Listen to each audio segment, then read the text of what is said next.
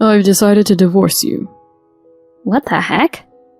I'm getting remarried to my mistress, so I don't need you anymore. Out of the blue, my husband hit me with a bombshell. But surprisingly, it worked out well for me. Oh, really? Well then, goodbye. I'm Holly, a 48-year-old housewife. I've been married to Toby for 15 years. We live as a family of 3 with our son, Max. We used to have my mother-in-law, Jenny, living with us. I had a full-time job before, but due to the need for Jenny's care, I resigned and moved in with her. Since then, I've been juggling caregiving, raising Max, and working part-time for our household finances. It's been super busy every single day. Time has flown by in a hectic blur. I've been very dissatisfied with my marriage because Toby doesn't do anything at home. He's dumped everything on me. Even though I've never had an experience with caregiving, he left me to take care of Jenny, who required an intermediate level of care, on top of handling our son and doing all the housework. Not only that, he often adopts a high-handed attitude. Hey, clothes are all scattered all over the place. Oh, sorry about that. Max threw them around. Then pick them up right away, or scold him and make him pick them up. I was just helping your mom to the bathroom. Don't talk back to me. You're my wife. Act like it. Keep quiet and just do what you're supposed to do. He yells at me like that. I find myself gradually unable to argue back. I think no matter what I say, he'll just get angry. For him, his mood is the most important, and if anything spoiled it, he blames me for everything. He has a nasty temper. I often wonder how things ended up like this. When we were dating, he was loving and caring. He treated me very well and tried hard to make our dates enjoyable. I thought I'd have a happy marriage with him, so I enthusiastically accepted his proposal. But when I opened that lid, I found nothing but a terrible husband who engaged in emotional abuse. Still, I didn't resort to a divorce, probably because of my strong sense of responsibility. I couldn't abandon Jenny, and I wanted to raise Max properly. So, even when Toby treated me awfully, I endured it for their sake. Well, there might have been a part of stubbornness on my part too. I wanted to handle the housework and parenting well to shut him up. There was a competitive streak in me. In any case, I didn't want to give up halfway. If I divorced him and ran away then, I would have surely regretted it. No matter what I did, thoughts of Jenny needing care and Max would have kept haunting me. If so, I didn't think I could spend the rest of my life happily. So I didn't take the path of divorce. Although I'm not sure if it was a good or bad decision now, but well. I busted my butt trying to balance housework, parenting, and caregiving. I had even taken up a freelancing job from home in the middle of it all. Toby's spending habits were reckless. We often struggled to make ends meet. So, I decided to use my experiences to start the side gig. At first, it didn't bring in much income, but gradually the rewards started coming in. I realized I could still do anything if I set my mind to it. I had even busier days after that. Jenny's health kept declining and she needed more and more assistance. That meant I had to be by her side for many things she couldn't do alone. Not just bathroom stuff, but even eating was becoming a challenge for her. So I cut the food into small pieces, and then I fed her. Toby didn't even react to it at all. Rather, he seemed to be avoiding his own mother. Don't let Mom be in the living room while I'm eating. It ruins my mood. How dare you say such a thing? She's your mother. Once she's like that, she's not my mom anymore. Anyway, take care of her out of my sight. He often came up with such selfish and unreasonable demands. On weekends, he always went out drinking, coming home completely wasted. He was loud, high-spirited, and reeked of booze. and honestly, it was a real hassle. Even though I was exhausted from a busy day, he summoned me, ordering me to bring him to the living room and such. Even if I ignored him, he kept yelling, so I had no choice but to obey. That kind of thing happened all the time. It felt like I had another big child besides Max. Other than that, whenever he was in a bad mood, he immediately started berating me. You're too plain, you know? You've abandoned being a woman. It's terrible. Can't you try a bit harder? Why did he need to say such a thing? I didn't have time or money for myself. And that was all because he didn't do anything and splurged for himself. Buying expensive clothes, cars, you name it. And I was always stressed about it. In that situation, I couldn't afford any luxuries. And even if I could, I didn't even have time to do something for myself. I wondered if he didn't understand that or if he was intentionally making snide remarks, but either way, I thought he was a jerk. I swore to myself that I was going to give him a piece of my mind one day. I hoped for the day to come sooner rather than later. Then I told myself to responsibly take care of Jenny until the end. I was pushing through with a rebellious spirit against Toby and a sense of responsibility for caregiving and parenting.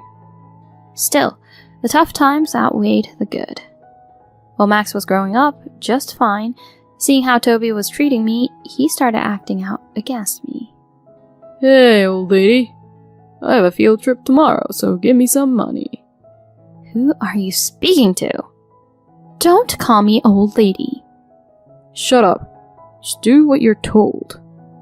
Yep, totally the same tone as his dad. I couldn't stand being spoken to like that by my son. And most importantly, I was concerned about him growing up with that kind of language from a young age. Max, you need to use more polite language. When you grow up, you're gonna face some struggles yourself, you know. Ugh. Don't lecture me, old lady. I'm telling you to stop that. No matter how much he rebelled against me, I tried my best to straighten him up. But he seemed to be heavily influenced by his dad. He never cleaned up the dishes after eating, just like Toby, and he always played games instead of studying. No matter what I said, he kept up with a rebellious attitude. When he entered middle school, puberty hit, making it even harder to relate. He didn't tell me anything that happened at school and didn't show me any school notices.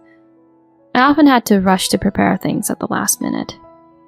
Seeing me in a frenzy, he just laughed out loud, and Toby insulted me, saying I was incompetent. I kept trying to figure out how to communicate with my son. I wondered if changing my approach would work. So, I tried being extremely nice, but he just got more arrogant. I was at the wit's end, as he kept playing games all the time and staying out late at night. Even though I scolded and guided him many times, he responded with insults every time. As he got older, he stopped listening altogether. When I found cigarettes in his room, I scolded him severely. But he just said everyone did it and showed no remorse. I thought it was better for Toby to reprimand him in that case, so I spoke to him. But he just said it wasn't a big deal as a lot of people smoked in his time too. With things like that, it was impossible to make Max into a decent adult. I didn't know what else to do anymore. I had to do housework, take care of Jenny, and work for a living. With too much to do and think about it, I was exhausted every day. I was amazed I hadn't broken down physically. I was truly grateful to my parents who gave me a sturdy body. While enduring those tough days, time flew by. My marriage surpassed 15 years, and Max became a high school student. Then, Jenny fell ill and required hospitalization. I visited her every day. Just the removal of caregiving reduced physical exhaustion significantly, so honestly, it was a relief. Nevertheless, I had decided to take care of her until the end, so I faithfully went to see her at the hospital. Toby and Max never showed any concern for her. As far as I know, they never visited her. During her hospital stay, Jenny often thanked me. "I've caused you so much trouble. We're not blood related, but you diligently took care of me. I always respected that. And I've always felt sorry about it. Oh, Jenny, please, don't worry about that. No, it's not that simple. I've really made you go through a lot by making you do everything. I'm especially sorry about Toby. I never thought my son would have such a terrible attitude. If my late husband and I had given him better guidance. No, it's not your fault. Don't feel responsible. The conversations we had during that time were meaningful to me. She appreciated my efforts in caregiving, and I felt that my hard work wasn't in vain.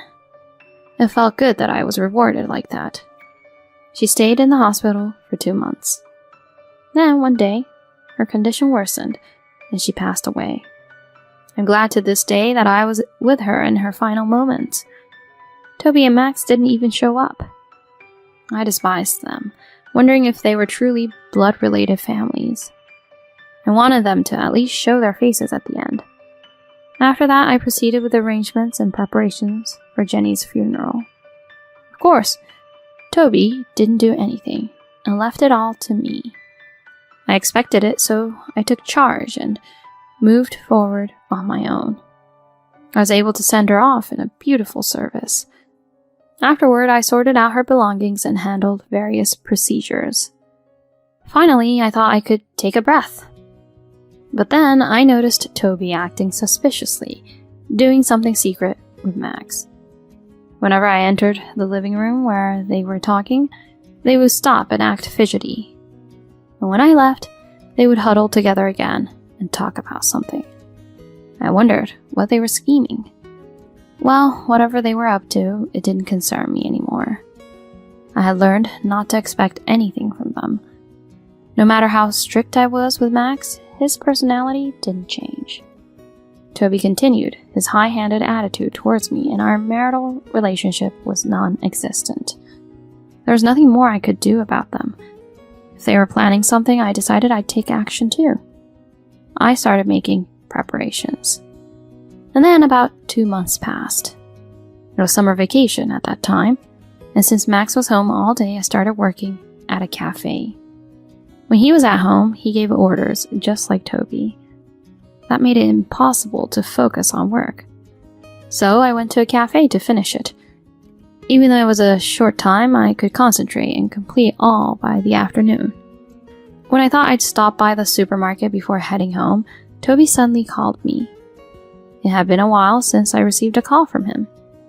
Surprised, I answered the phone. Hello, what's up? Where are you? I'm on my way home after working at a cafe. Carefree, huh? I mean, what work? You were just sipping coffee without a care in the world, right? What do you want? Did you call just to make fun of me? Oh, right. I did have something to tell you. I've decided to leave you. What the heck? I'm talking about getting a divorce. You can't just drop something so serious out of the blue. And what about Max? I don't need you anymore since I'm remarrying my girlfriend. Well, I guess it's tough for you to be suddenly dumped like this, but hang in there. He dropped a bombshell out of nowhere, but surprisingly it worked out well for me. No, really. Well then, goodbye. Huh? I said goodbye. We're divorcing, right? Oh, sure, but you're taking this surprisingly lightly. Well, I've been wanting it for a while, you know. What? I can't keep going with a lowlife like you. Now that your mom's gone, you probably think you can just discard me, right? But once I bid farewell to her, I planned to leave you too. Don't act like you're the one in control and dumping me. Oh, is that so? But you don't have any income, and your future looks pretty bleak from now on, doesn't it? Maybe you're putting on a brave front, but our paths diverge when it comes to it. Who knows? Well, you can believe whatever makes you feel better. You sound so smug. I have nothing more to discuss, so let's handle it through the lawyers from now on. Lawyers? Where are you going to get that money? I said, we're done talking. You're bothering me, so I'm hanging up. Hey! I forcefully hung up the phone. Then I immediately booked a hotel room and stayed overnight. After that, I put my plans into action. To tell you the truth, I had already rented a place to live after separating from Toby. It was ready for me to move in any time, so I relocated the next day. I quickly bought essentials, making it possible to live for the time being. Then I contacted the attorney I had consulted and asked him to proceed with a divorce. A few days later, Toby called. "What do you want now?" What the heck do you think you're doing? You sent a mass email to my company. Well, everyone at your workplace should know what you've been up to until now. You've been emotionally abusing me for a long time, and there's also the matter of your affair. The evidence photos were attached, right? You can't deny it anymore. How dare you? Because of that, I became a laughingstock. My boss even cut me out of the big project I was leading. Oh, well, can't blame him. People with personality issues probably shouldn't be in positions of authority, right? What you've done is just despicable as a person. God, are you seriously going to demand alimony? I have been supporting you financially all this time. Wasn't that enough? Of course not. I'll take whatever I can get. Ugh, even if you succeed in squeezing money out of me, remember, you're still beneath me. Is that so? I make a decent income as a freelancer. Now that I don't have to take care of you and Max, I'm increasing my work volume. There's no problem living on my own. You're kidding me. Anyway, I won't be talking to you anymore. Follow the lawyer's instructions and handle the procedures precisely. If you refuse or ignore them, I'm ready to fight in court. Ugh. After that, Toby finally agreed to my demand and paid the alimony. I received about 50% of his annual income in a lump sum. A few months after I started living alone, I received a call from Max. "Hello? What on earth do you want?" Mom, please help me. I'm not your mom, though. What are you saying? Just help me, please. What happened? I got caught shoplifting and the store is about to call the police. Oh, wow. I'll give you the location, so come quickly and apologize together. Why me? Because you're my mom. Oh, I see. Your dad hasn't told you yet, huh? What are you talking about? You're my stepson. What? When you were 1 year old, your dad and I got married, so we're not biologically related. You're a stranger to me now that I'm not with your dad. No way. He was left speechless upon learning the unexpected truth. Well then, why not ask your mom-to-be for help? A young and cute girlfriend of your dad. Ugh, that woman just lazes around at home all day and goes out having fun without paying any attention to me. So I can only rely on you, Mom. I see. Well, too bad for you. I don't want anything to do with you anymore. You should just accept the consequences and obey what the officers tell you, okay? What? No, please, help me. Nope. Bye. I hung up and blocked any further calls. Later, I found out from Toby's relatives that Max was taken to the police station. He was also investigated at school and ended up getting expelled for various reasons, including being caught smoking. He became a shut-in, and he and his new mom-to-be constantly fought. She apparently couldn't handle the situation and eventually left the house. Toby's now single, taking care of a son who does nothing, and stays at home, all while facing cold glares at work as the abusive cheater. It's a tough situation, but he brought it on himself. On the flip side, I'm enjoying my comfortable new life. Work is coming in steadily, income is growing, and life is pretty easy. I'll keep working hard, build up some assets, and occasionally treat myself to a bit of luxury. I'm planning to live a fulfilling life from here on out.